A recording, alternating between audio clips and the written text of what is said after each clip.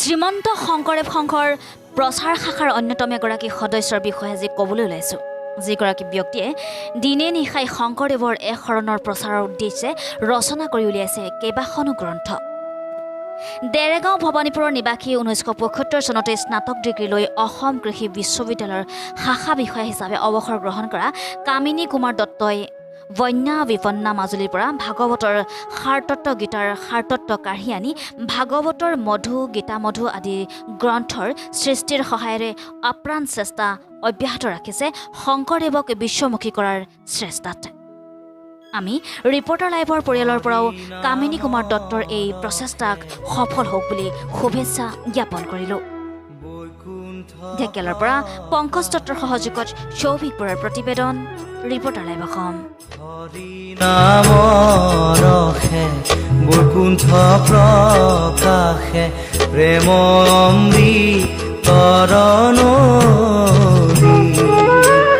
শ্ৰীমন্ত শংকৰে পাৰ ভাঙি দিলে, শ্ৰীমন্ত শংকৰে পাৰ ভাঙি দিলে। জয় গুৰু শংকৰ সৰ্বগুণাকৰ যাকে নাহিকে উপাম তহাৰী চৰণ কৰেনো শতকোটি বাৰেক কৰহো প্ৰণাম বাৰেক কৰহো প্ৰণাম। আমাৰ শ্ৰীমন্ত শংকৰদেৱ সংঘ হ'ল গুৰুগৃহ। এই মহান গুৰুগৃহ গোটেই অসমত এটা মহান জাতীয় অনুষ্ঠান আৰু তাত সাংস্কৃতিক সাহিত্য সমস্ত তাত আছে। আৰু সেই জাতীয় অনুষ্ঠানৰ প্ৰচাৰৰ অৰ্থে আমাৰ শ্ৰীমন্ত শংকৰদেৱ সংঘই এটা প্ৰচাৰৰ শাখা গঠন কৰিছে আৰু সেই প্ৰচাৰ শাখাটিৰ এজন সদস্য হিচাপে আমাকো লোৱা হৈছে। আমি বিভিন্নভাৱে আমাৰ শ্ৰীমন্ত শংকৰদেৱ সংঘৰ নীতি আদৰ্শ ৰাখি আমি ভাগৱত ধৰ্ম, এক শৰণ হৰি নাম ধৰ্ম, শ্ৰীমন্ত শংকৰ গুৰুজনাই উলিয়াই থৈ যোৱা, মাধৱ মহাপুৰুষজনাই আঁত ধৰা এই মহান ধৰ্ম প্ৰচাৰৰ অৰ্থে আমি বিভিন্ন ঠাইলৈ গৈছোঁ, বিভিন্ন ঠাইত আমি প্ৰচাৰ কৰিছোঁ। আৰু এইসমূহ প্ৰচাৰ কৰিবলৈ যাওঁতে যিখিনি আমাৰ জ্ঞান হৈছে বা আমাৰ জানিবলগীয়া কথা আছে, যিখিনি জানিছোঁ, সেই জানিবলগীয়া কথাখিনিৰ পৰা আমি এটা কথাই মনত কৰিছোঁ যে শ্ৰীমন্ত শংকৰদেৱ সংঘ বৰ্তমানৰ নেতৃত্ব শ্ৰদ্ধেয় কমলাকান্ত গগৈ বাপ আৰু লগতে ভৱেন্দ্ৰ নাথ ডেকা বাপ আৰু আমাৰ শ্ৰীমন্ত শংকৰদেৱ সংঘৰ চালিকা শক্তি শ্ৰী বাবুল বৰা বাপৰ নেতৃত্বত সুন্দৰভাৱে এই অনুষ্ঠানটো চলি আছে। আৰু এই অনুষ্ঠানটোত আটাইতকৈ ডাঙৰ বস্তুটো হ'ল ভাগৱত প্ৰচাৰ আৰু ভাগৱত পাঠ ব্যাখ্যা।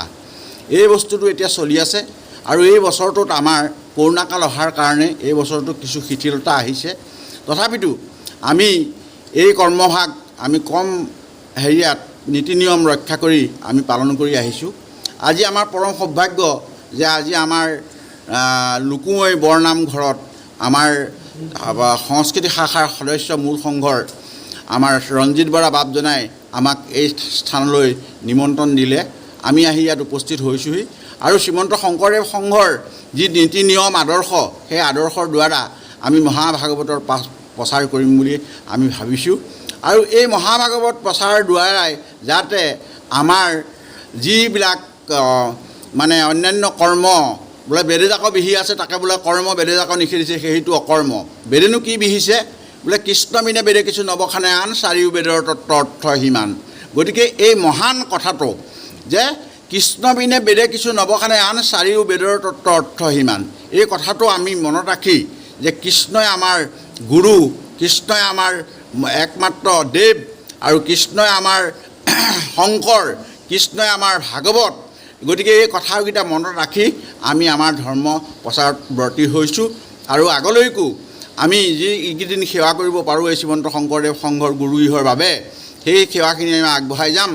আৰু এই ক্ষেত্ৰত আমাৰ সংস্কৃতি শাখাৰ যি সদস্য আমাৰ ৰঞ্জিত বৰা বাপ আছে, তেখেতেও বহুত কাম কৰিছে আৰু তেখেতৰ নিমন্ত্ৰণ ৰাখি আমি ইয়াত আহি উপস্থিত হৈছোঁহি।